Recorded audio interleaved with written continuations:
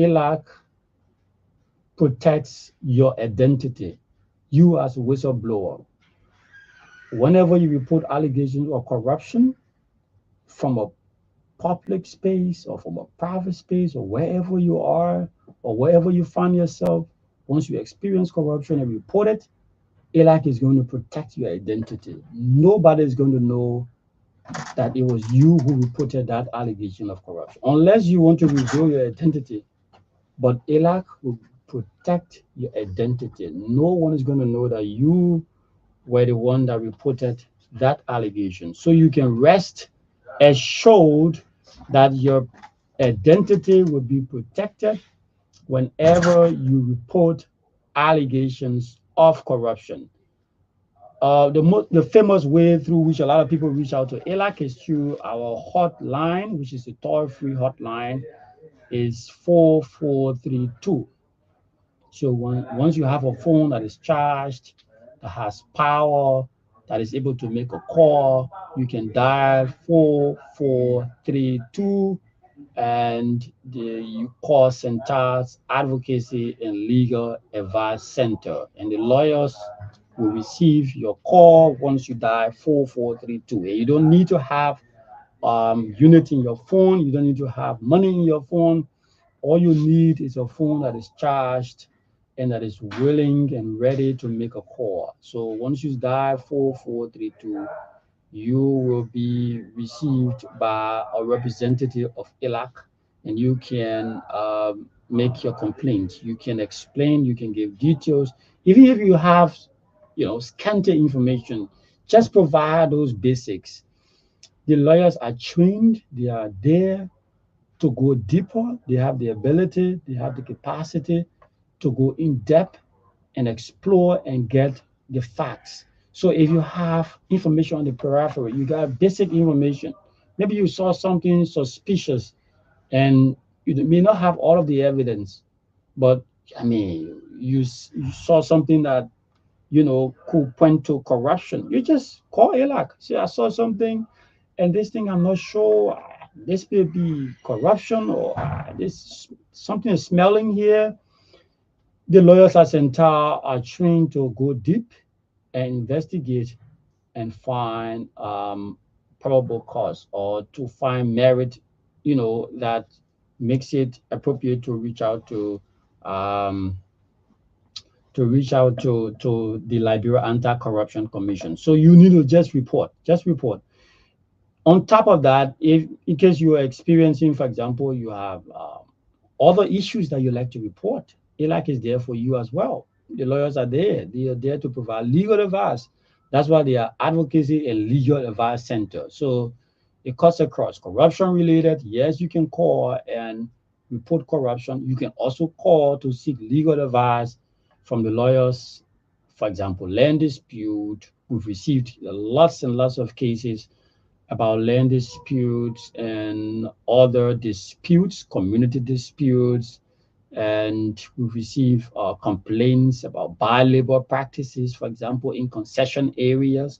People have called from those areas and reported, and the lawyers sometimes, in some cases, drive there and do their fast funding and do their investigation and resolve some of those cases and provide legal advice on some of them and what have you. So yes, ELAC is there for you.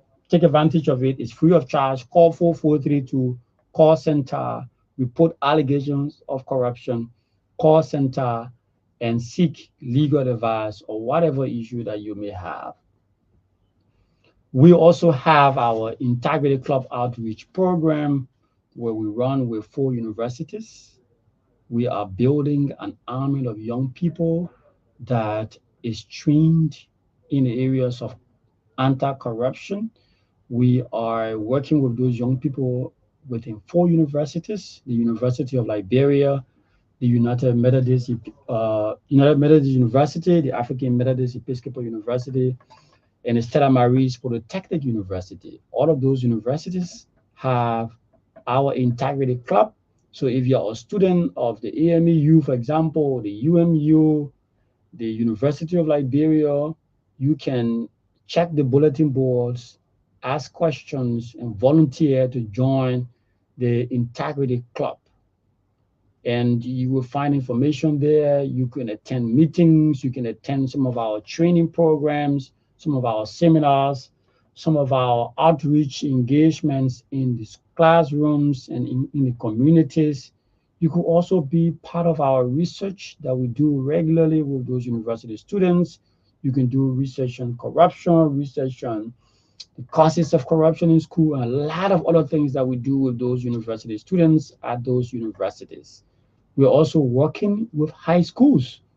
We have an integrity club established at the Fort Maiden Christian Academy on the Old Road. There are plans to spread, integrity clubs across various high schools in Montserrado and other counties. And we will speak with our county field officer in Riverside County. He will give us some developments about establishment of additional integrity clubs at some high schools in Riverside. And we're doing a lot more. All we're doing through this program is to ensure that we can have young people growing into responsible adults and that they can take with them in whatever leadership role that they may have in the future all of those tenets of integrity. As we are fighting corruption at the top level, we are also ensuring that we can fight corruption at the grassroots level, that we can build consensus, we can build an active citizenry, we can build an informed young population about corruption, and that when they become leaders tomorrow, that they can carry with them those tenets of integrity, honesty, and they can know the values of being of living with integrity, the values of having high level of integrity in whatever you do. We also have our open expenditure initiative. This phase of our national integrity building and anti-corruption program, we are focused on research. We are doing research on the budget. We're doing budget analysis. We are identifying areas of priorities in the national budget where spending, is high, where it is lower. Which sector is taking a lot of the money in the budget? Which sector is taking a little money? Which sectors are being prioritized? What happens to the accountability sector? Is the government investing a lot of money in the fight against corruption? Is it better than it used to be during previous administrations or previous budgets? All of those analyses are part and parcel of what we do in our open expenditure initiative. We also do budget research. On top of that, we do a state of corruption report on this open expenditure initiative.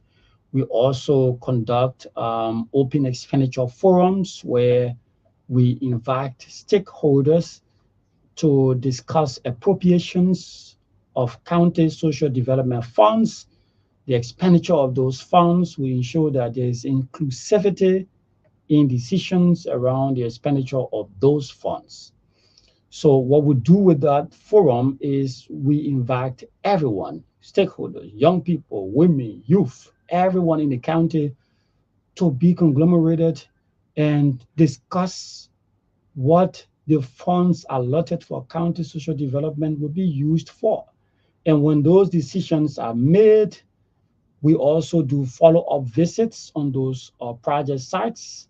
We ensure that those projects are implemented and that also when they are implemented, that they meet the value for money threshold. That if 2,000 US dollar was allotted to build a hand pump, we do our follow-up visits on our open expenditure initiative to ensure that first there was a hand pump built. Second, that the hand pump is actually valued 2,000 US dollars as was allotted during the forum, the open expenditure forum. We do all of those monitoring visits. We do a lot of work on their open expenditure initiative. We also are running our national integrity building and anti-corruption program, where we are That's the National Integrity Forum Outreach and Engagement Program, where we're working with governments, anti-graft institutions. The LACC is part of the National Integrity Forum. The GAC is part of that National Integrity Forum. The PPCC is part of that National Integrity Forum. The National Elections Commission, the Governance Commission, General Auditing Commission, Liberia Extractive Industries and Transparency Initiative. All of those anti-graft institutions that you know are part and parcel of the National Integrity Forum. And what do?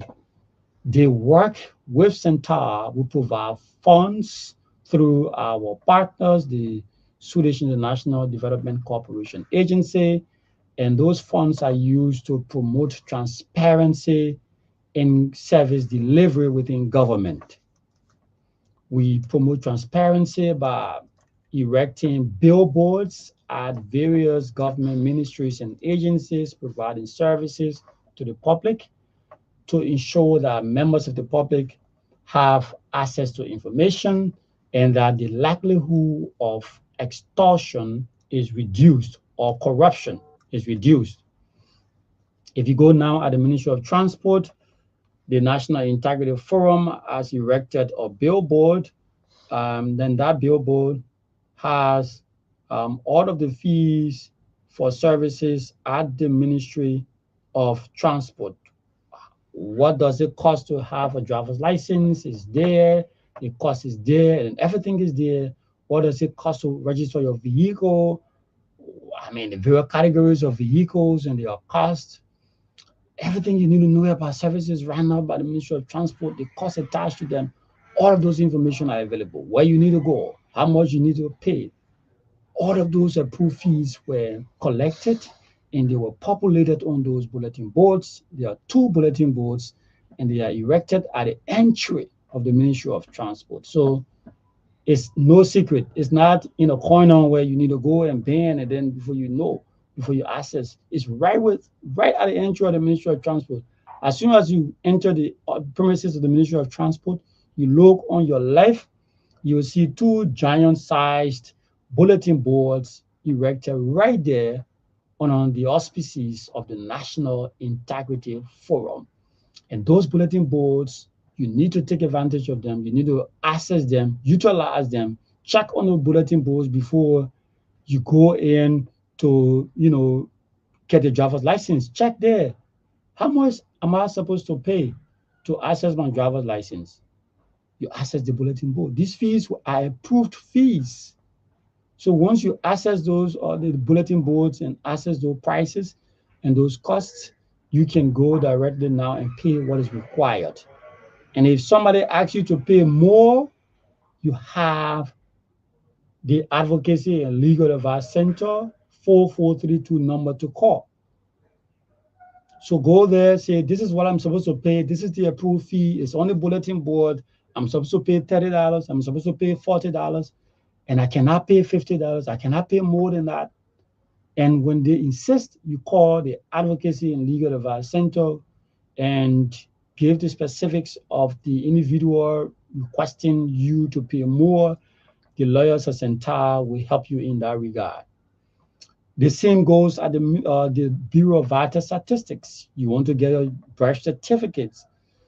There are two bulletin boards there at the Bureau of Vital Statistics with all of the fees. I mean, the age range and what you're supposed to pay to access the birth certificate is there on the bulletin board. So if somebody there is asking you to pay more, you have a chance, you have an opportunity, you have a platform to call, and that's the Advocacy and Legal Advice Center. Also, we have bulletin boards at the Liberia Business Registry. You want to register your business, and someone is asking you to pay more. I mean, you have a sole proprietorship, for example, to register, and somebody wants you to pay more. You have a chance, you have an opportunity, you have a platform. Call the Advocacy and Legal Advice Center. You have all of the prices are there, all of the costs for those services are there. What is it required to register a corporation or sole proprietorship or trust or foundation? All of those information are available along with their costs. So you need not pay more than what is required. You need to demand accountability. You need to demand, the right services. You need to ensure that people do not exploit you. That is why we have those information posted on those bulletin board. That if you have them, if you know them, then you are empowered to demand accountability. All right. So several other institutions of government have those bulletin boards. The National Social Security and Welfare Corporation, we have one there. We also have one at the Ministry of Internal Affairs. We also have another one at the Liberia Immigration Service, their headquarters. We also have some at some of the border posts. We have one at the Liberia Aganta border post and the Bull Waterside border post. So once you are coming into Liberia from those from other countries, for example, you're coming from Sierra Leone and you're using the route of the Bull Waterside area, once you enter the Liberian side, you see a bulletin board right there. We have it erected, and you will know all of the custom fees and what is it you're supposed to pay for this, and that. Everything is there on the bulletin board. The same goes at the Ganta border post. You're coming from Guinea, for example. You enter in Liberia. You want to know what are the various custom fees and charges. The information are all available on the bulletin board erected at the border posts. So you need not to be afraid. You need not to be panic. You need to read and access those information and demand accountability from your leaders. That is that. We will take a short break. When we return, we will join our guests who's on the line. Let's take this break.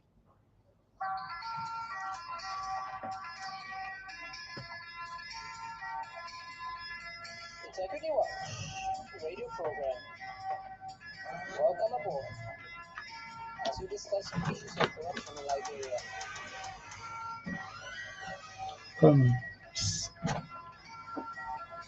It's your integrity.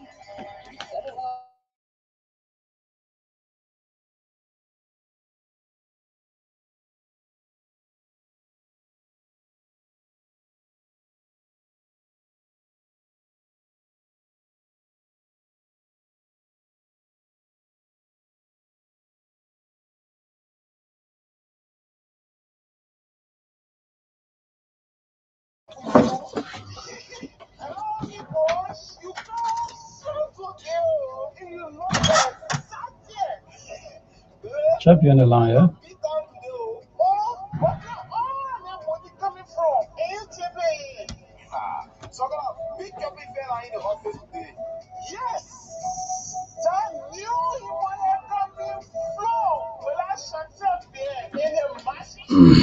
Welcome back to the program Integrity Watch. As we stated, we have now on the line our county fuel officer for Riverside County, and he's live on the line. Is Gabriel Sawa. Good morning, Gabriel. Good morning, Edward, and good morning to all the listeners on the Integrity Watch radio program on Truth FM. Yes, tell us, you've been working across the length and breadth of Riverside County, conducting awareness and other activities for Cental. Give us a picture of how has it been so far. Well, I think it's been very great for us as I speak to you. I'm speaking to you from Yapata, just few minutes from Cental City, around 45 minutes from Cental City. Cental has been doing some very great job just last week, just to update you and the listeners about some of our activities. We were able to, for the first time, establish the Integrity Club, as you may know. Yeah. Yeah, as you may know, the Integrity Club is being It's been established in full university in Liberia. Yeah, so we'll talk more about that, the establishment of Yeah, the integrated club. That's the crux yeah. of our discussion. So let's talk about other activities first. Yeah, so what we've been doing is that we've been meeting some stakeholders on the first phase of the second phase of the NEMA program, so that we can inform them about some of the work we're about to do to them or do with them. Because as you may know, there is a change of leadership, new government, new people coming in, so we have to introduce ourselves to these people.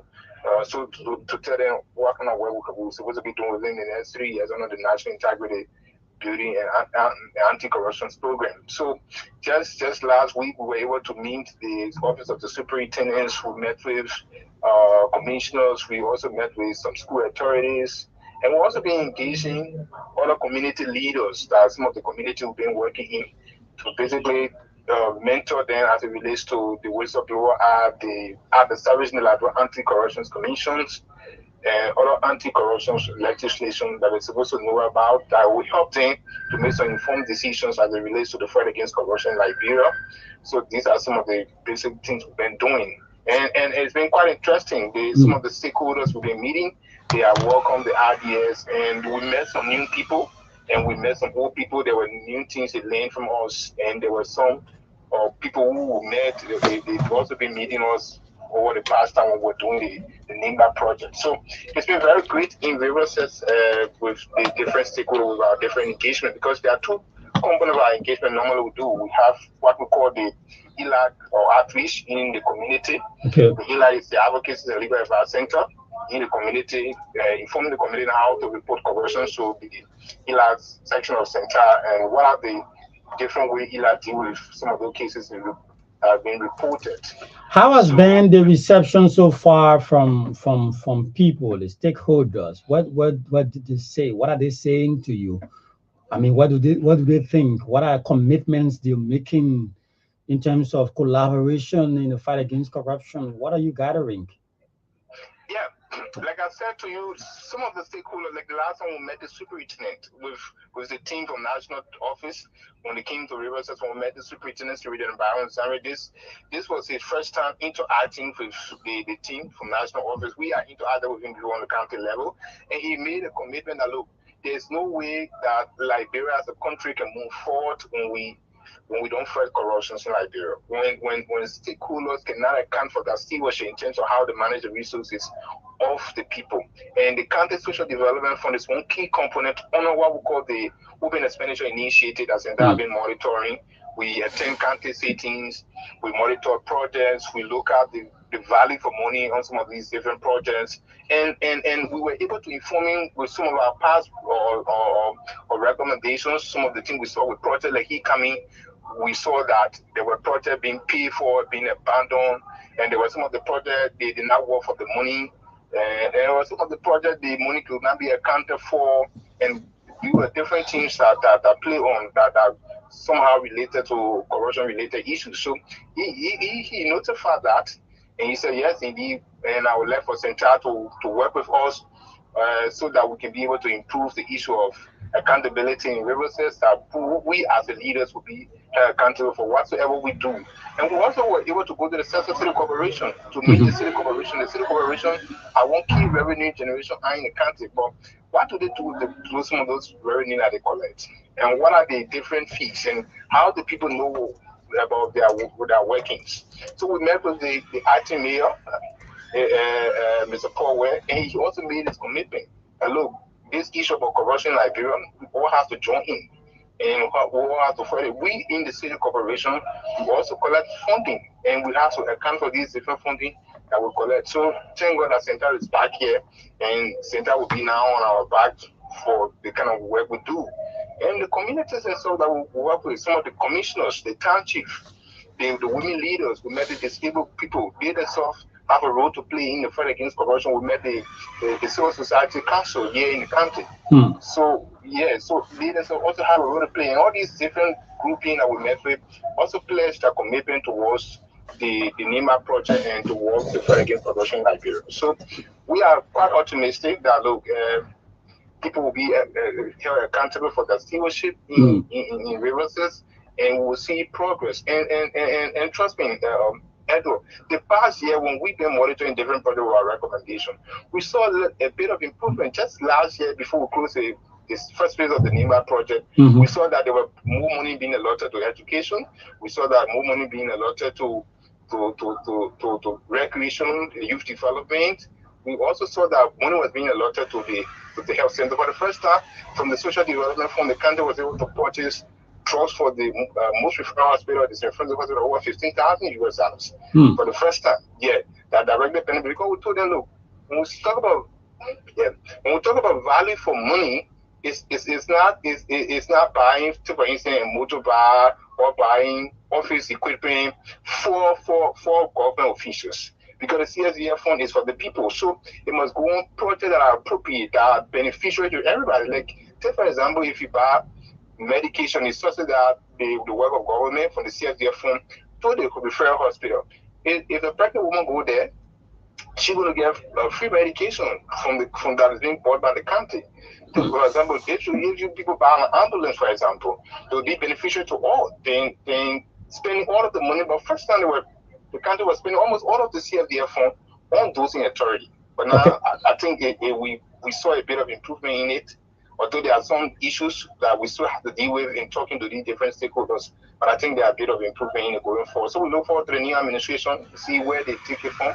So we were able to put forth some of those issues, some of the different stakeholders that we met, and we were able to put forth those issues.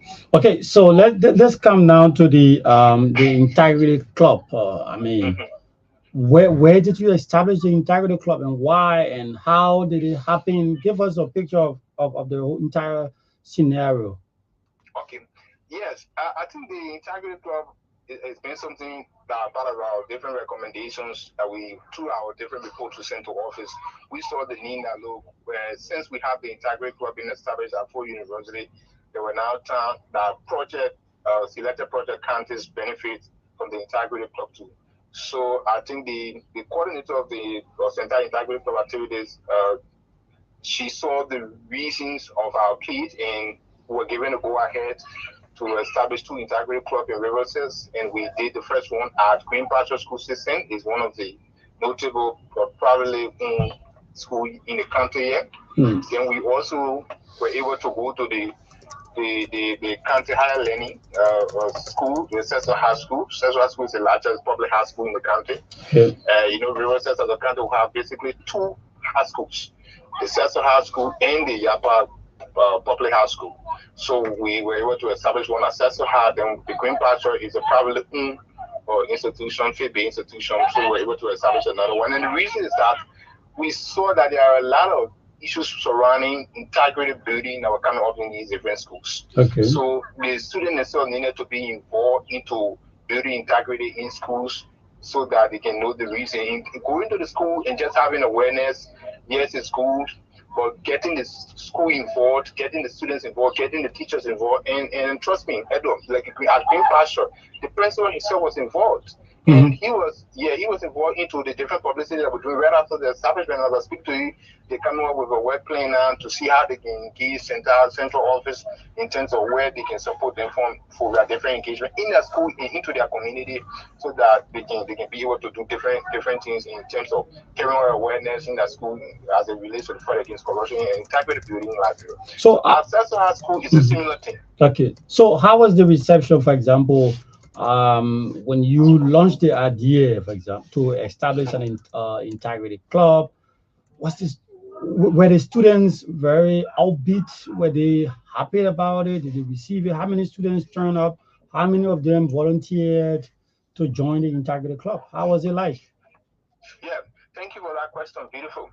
The first thing we did was we started with the school authorities, because the first thing we have to get the school authority involved into the process and not just the student.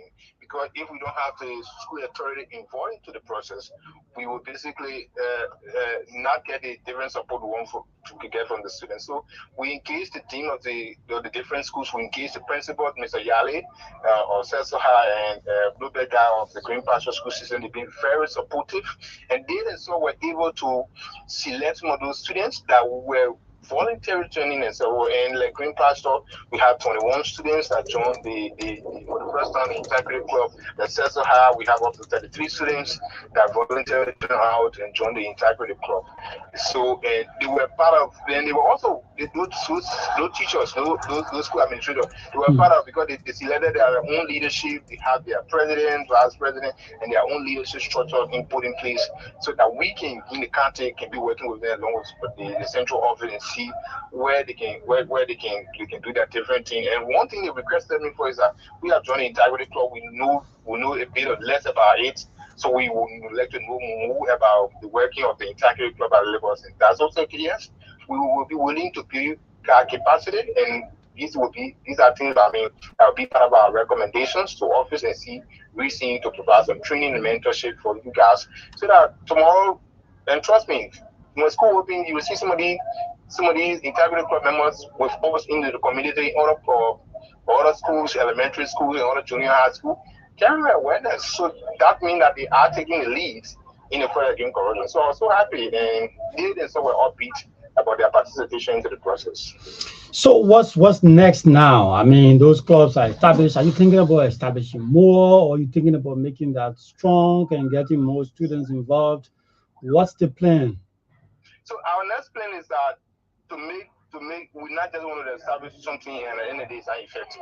So our next plan is to make the two integrated clubs very effective, very efficient, so that they can be visible into the country. Like look, they are members of Cental Integrated Club. Then we can go ahead and we have a plan maybe at Yapa High in the future to establish another one because Yapa High is a bit far from Cestus and you have a lot of schools who are 30 to 40 schools that are very close to Yapa High in the area so that they could also be able to do their different awareness and different programs there. But firstly, we want to make the two integrity club being established. We want to make it visible and effective and efficient. And also, we want to add more students from those schools to be part of the club.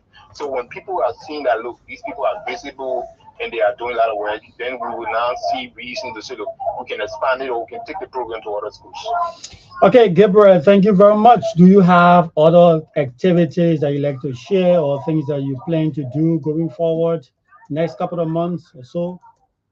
Yes, basically we school is already winding up and winding down. I mean, and then we have the rainy season is fast approaching.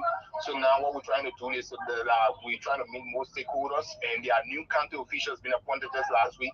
There were 16 of them being appointed by the president. So they come from different regions, different communities where we're going to be working in different communities. So we have to meet in and share our ideas with them and see how the children house center have been working. So that's what we're going to be doing in a couple of months to come. Okay, thank you very much, Gabriel. Thank you very Thank you, much. Nigel. Wish you well. Thank you Okay. very much.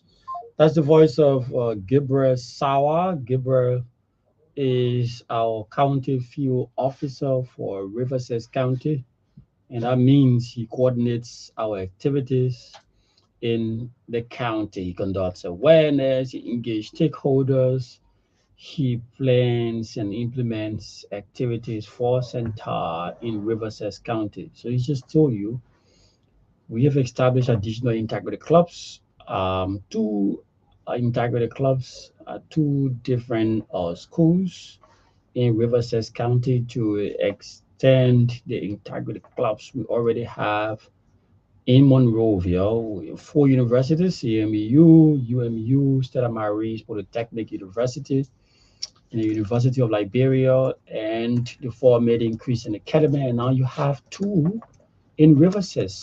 I mean, it might sound very small, but when you look at the rippling effect of those initiatives, of this initiative, for example, you will appreciate it because you need a new group of young people. You need young people who are trained. You need young people who values integrity, who are imbued with the tenets of integrity. If you have these people, if you have young people with those values and they become superintendents tomorrow, one of those students in those classrooms could be superintendent of Riverside, or could be senator, or could be a representative, and or other national leadership roles. They could take up other national leadership roles. That's where leaders come from. Leaders come from the classrooms. Leader comes from schools. So if you train them at that level to live with integrity and they become ambassador of integrity, they're going into their classrooms, teaching their peers how to do the right thing. What is integrity? How to live right? How to not cheat your parents, in fact, how to not exploit your parents. We listened to a story of one of our Integrity Club of members explaining how before she joined the Integrity Club, she would extort a lot of money from her mother. She would inflict the cost of her tuition. The mother would give her the tuition and she would inflict the cost and then take the rest of the money. But when she joined the Integrity Club, she got the trainings, she got those values, she stopped. She stopped immediately. And she went back to her mother and confessed and reported some of the excesses. And her mother was encouraged. And if her mother even called on the show and appreciated Cental for transforming her life. And she's now one of the various she's very integral in the activities of the Integrity Club at the University of Liberia. So that's just an example of how impactful the Integrity Club is and how impactful they can be for the future of Liberia, how they can change the course. Because most of what you see in public space, most of the people you see indulging into corruption, these are things that some of them learn them from their childhood, learn them from schools. They were given leadership roles. You were in a school and then you were heading a committee in the school and then you raise some money and then you know use the funds for your own personal gains and nothing is done to you and you feel that's the way to go. And when you become leader tomorrow, if you become a national leader tomorrow, you might do the same thing. You may likely do the same thing. So that's why Cental is training those young people, live life of integrity, do the right thing, be honest, be disciplined, know the values of integrity. First, know the effects of corruption, because if you know the effects of corruption, you will not want to indulge into corruption. If you notice because of corruption that you do not have proper sittings in the schools, you will not want to indulge into corruption. If you know it is because of corruption that some of the classrooms you're in, you're leaking, and where rains are falling, it's falling like in your classroom. It's because of corruption. It's because of corruption. It's because of corruption we don't have a lot of medicine in the hospitals. It's because of corruption. So if you know these things, you will live a life of integrity. You will set the example. You will live a life of example. You will try to avoid that so that others can follow and the society can be better. If we end corruption, we will end most of our problems we have in Liberia. And that's why we are training young people. We're working across the table. We're working with stakeholders. We're working at the top level and we're working also at the grassroots level. We are not just, working with the National Integrity Forum, making sure that we work along with anti-graft institutions and promoting integrity and accountability and transparency. No, we're also working down with the young people to ensure that they are trained. As we're fighting corruption at the top level, we're also fighting at the grassroots level. We have our joint civil society anti-corruption initiative. We're working with grassroots civil society organizations. We are training them. We are getting them involved into anti-corruption advocacies. We're working with media. We're working with journalists.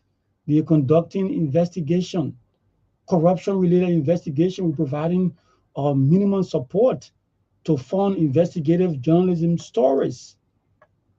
We do all these things because you have to fight corruption from all levels, for on all angles. You cannot fight corruption from one angle. Or you engage with stakeholders, you hold the government feet to the fire, you make sure the government is held, you have press conferences, you call for accountability, you demand the president declare his asset and publishing. That's not the only way you fight corruption. We are fighting it on multiple fronts. on multiple fronts because we have to do it. We have to do it to end corruption in Liberia. That is that. So before we leave, we'd just like to re-emphasize some points. One of which is to call on President Joseph Boakai to, yeah, we applaud the president for declaring his assets. We had a press conference. We called on the president to declare his assets, and he declared his asset. We were very happy about that. We believe that was the right thing to do. But we are also urging the president to go another step by publishing his assets. You have to publish your asset, Mr. President, because it does not much of a good to declare an asset that the public don't know what is in it. We don't know what is in the asset. We don't know what the asset has, but you've declared the asset. So, I mean, you just need to go a little more step. You need to go one more step by publishing those assets declared. It's not compulsory. It's not in the law. You do not have to, you are not compelled to publish your asset. But for the sake of transparency, for the sake of good governance, you have to please consider to publish your assets.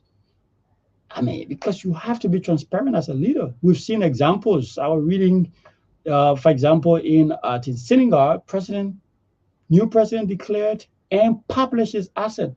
He has nothing to hide. He declared and published his assets and liabilities. You could see all of his assets. You could also see his liabilities. It's important because then we know what our president has. We know how to judge our president. If he's leaving office tomorrow, we know what he came with and we can know what he's going with. That is transparency. That's what we want. That's what we expect. And with the kind of credential this government came to power with the kind of promises, with the kind of messages, commitments to the fight against corruption, we expect and we hope that Mr. President will declare his assets and liabilities and not just declare. Declare, yes, is satisfying the law, but to publish is to satisfy the anxiety of the public, to satisfy the, the questions or to answer some of the questions that the public may have. We need to do that. We need to do that, Mr. President. And then also, I would like to encourage you, if you're out there and you want to report corruption and you are afraid, you need not to be afraid. You need not to be afraid. There is a law that protects you that reports corruption, you that report corruption. Whosoever that reports corruption, there is a law that protects you. And that law is called the whistleblower law. The whistleblower law protects you. It's already a law. It's not a law that will soon be enacted. It's not a law that is at the legislature pending enactment. It's a law that has been signed. It's already there. It's already in full swing. So if you report allegation of corruption as a whistleblower, you are protected under the whistleblower law. In fact, there are provisions within the whistleblower law that gives incentives to you who report corruption. For example, financial corruption. If you report an allegation of corruption that leads, to the retrieval of funds, the law says you are entitled to have 5% of the funds retrieved. Just imagine that. If you see something happening, you're in a financial area or you see a paper trail and you have some evidence about corruption taking place, somebody's trying to embezzle, say for example, $100. Let's say 1,000 or let's say $100,000, and you reported that particular incident, and the folks at LACC go and investigate, and they found out that that happened, and based on your information, that funds were retrieved. The law says you will get 5%. of the retrieved funds.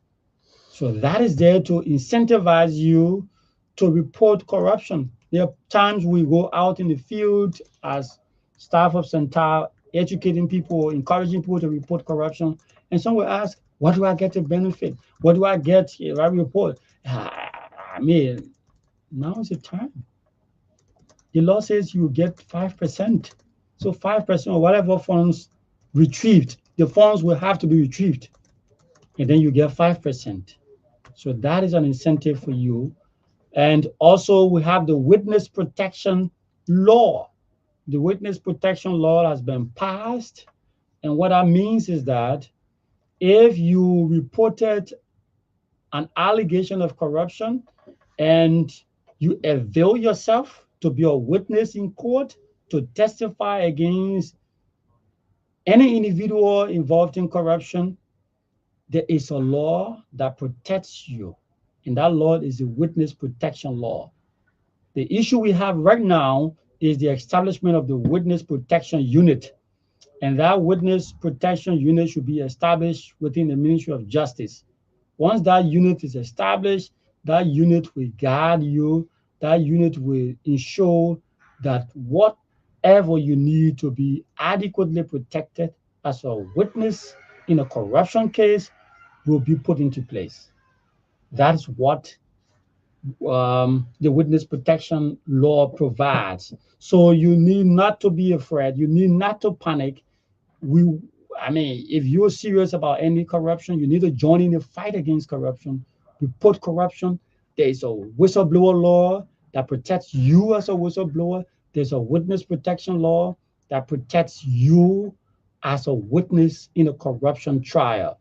All of those are part of efforts to curb the corruption scourge in Liberia. That's all the time we have for this edition of the program Integrity Watch. We will be back here same time next Wednesday for another edition of the program Integrity Watch. Until then, in case you want to follow what we're doing at Cental, we have our Facebook page. We're active there. You can follow what we're doing, and the handle is Center for Transparency and Accountability in Liberia. Once you type Center for Transparency and Accountability in Liberia, you will see that Facebook handle. You can follow us on that platform. We're also available on X, which is formerly Twitter. You can follow us on X. We are Cental on X. And you can also follow us there. We are on LinkedIn. In case you're a user of LinkedIn, you can follow Cental on LinkedIn as well. You can also follow our YouTube channel, which is Integrity TV. You go to YouTube and you type Integrity TV. We do a lot of posting and a lot of videos there with our activities on YouTube. And in case you want to read some of our reports and what we've been publishing, you can visit our website. The handle of our website is www.cental.org.lr.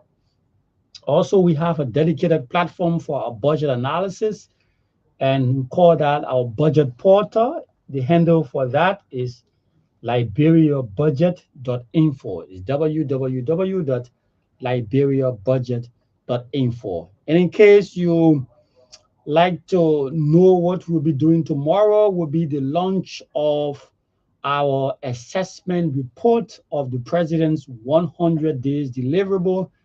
We will have that program in Monrovia at Cape Hotel in Monrovia. So watch out. You will see, we will also populate findings from that report on our website so you can follow. So you get to know what Cental has assessed from the president's 100 days deliverable, especially around commitments made towards the fight against corruption in Liberia. Until next Wednesday, my name is Edward Blamo. I've been your host, and I was here along with Mark W. Bondao. Bye-bye. Corruption. I say corruption is a serious problem. You don't see how our country looking? Everybody just working for themselves. Government You guys have teach us come.